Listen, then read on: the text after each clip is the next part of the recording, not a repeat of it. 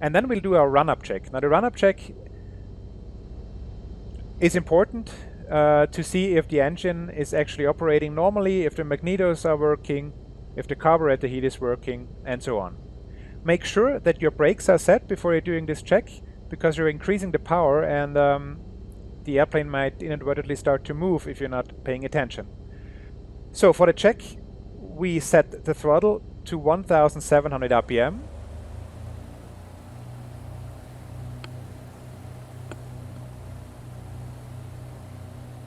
Alright, and then we'll check the magnetos. We'll do this by moving the ignition key to first the right magneto, then back to both, and then to the left, and then back to both. And we'll check on the tachometer that on a single magneto the RPM doesn't drop more than 125 RPM.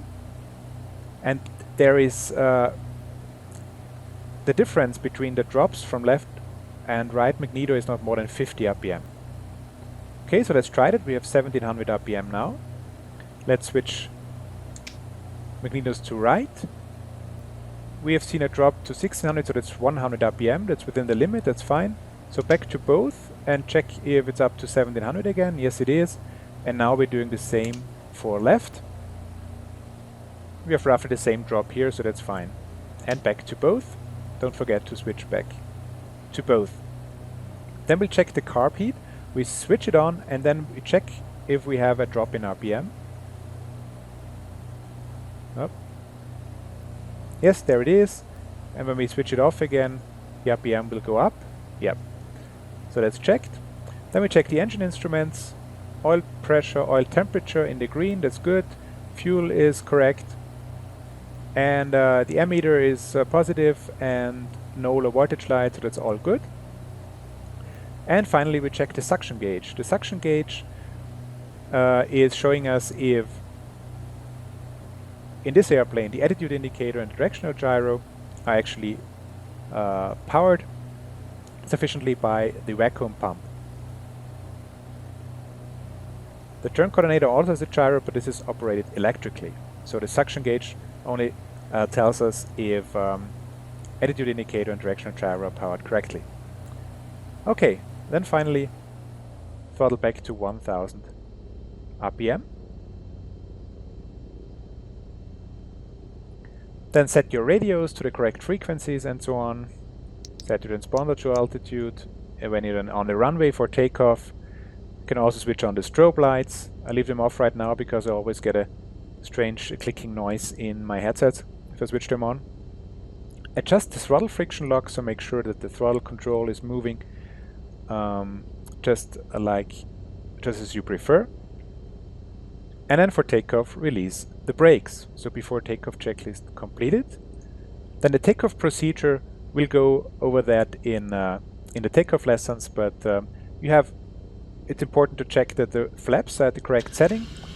If the runway is long, you can take off with flap 0, but if it's a short field departure, you should set flaps to 10. Now for this departure, let's say we can leave them up. Then we check again, carb heat is cold. We apply full throttle. At 50 knots, lift the nose wheel, and then we climb away with 65 to 75 knots. Okay, takeoff procedure is completed. Then in route climb check, airspeed 70 to 80 knots.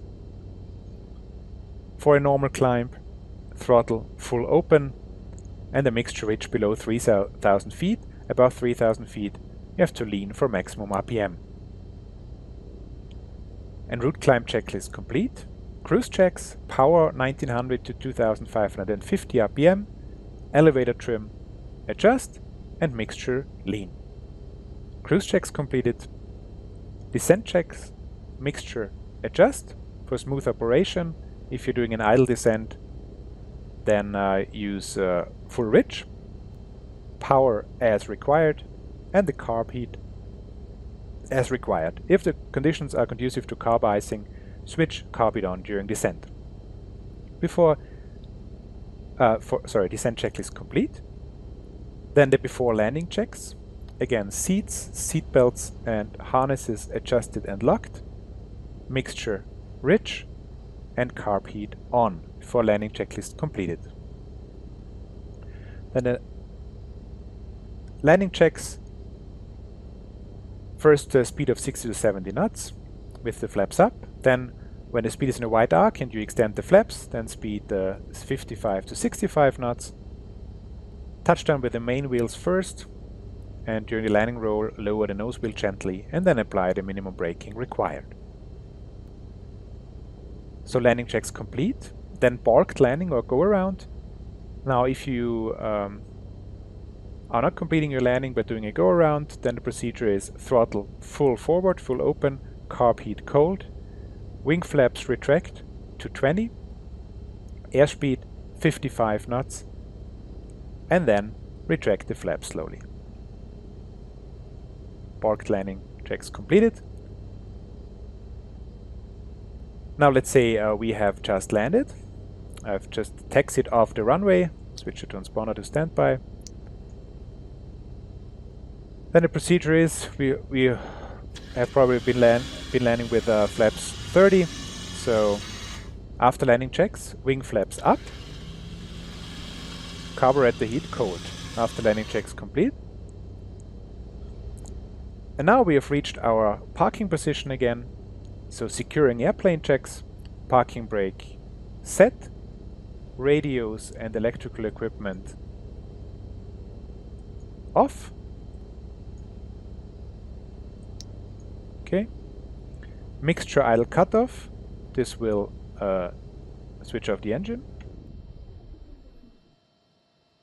Then ignition switch off.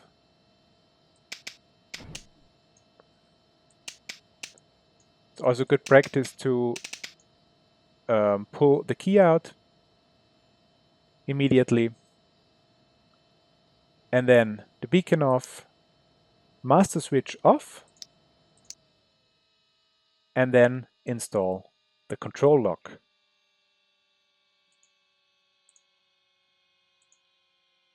Just make sure that you don't forget to remove it before your next flight. But if you do a proper flight controls check, you will catch this. You will catch this. All right, so we've completed now most of the normal procedures in section 4 of the Pilot's Operating Handbook. As I've said, all the flight phase related procedures will be shown again in the respective flying lessons. And this completes this lesson. Thanks for watching and see you next time.